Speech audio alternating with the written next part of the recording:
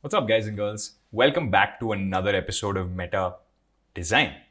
In this video, we're going to learn about the filter gallery, we're going to learn about something called Liquify, and we're going to learn about blurs, right? Which is a type of filter. So, very quickly, I've opened this document. Let me show you what it looks like. So, we're going to use the different kind of filters. So, how you use a filter in Photoshop is just hit the filter tool or hit the filter menu and click on filter gallery, and this just shows you all the filters in a usable form. So you can just click on any of these, and this is experiment. This is just using, just learning about what all of these look like and getting the hang of it. So I'm just going to choose maybe ocean ripple. I want it to look like some sort of watercolor. You can change the the ripple magnitude.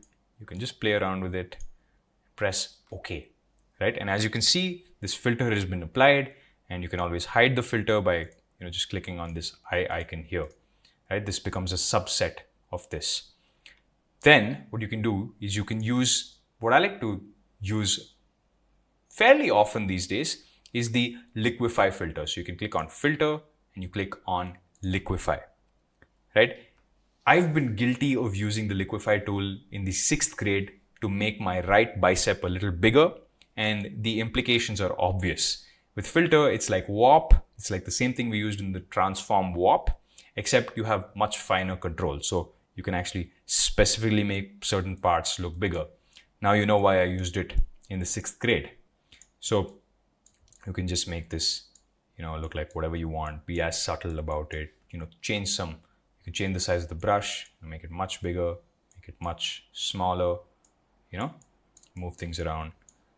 Then press the OK button. And again, as usual, you can hide just this, or you can hide the entire filter set, right? So this is the cool part about playing with the Liquify tool. It's a little different from the filter gallery. And the final filter that I want to show you guys is the blur.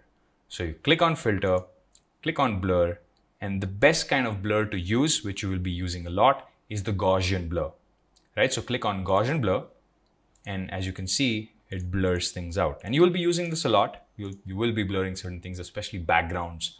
So we'll blur it, press OK.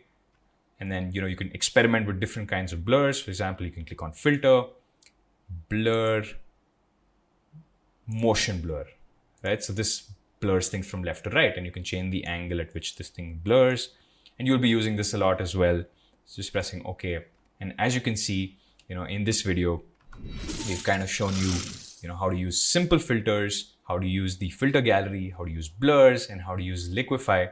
And, we're coming to a point with Photoshop now. We have a couple of things to teach you, or I have a couple of things to teach you. And we've come to a point where you know almost 80 to 90% of the tool, right? You won't believe that you've covered so much, but you have covered so much. And, all you have to do is stick in there for 2 more episodes, and then you would have reached a point where you know almost all of the basic tools in Photoshop. Catch you on the next one.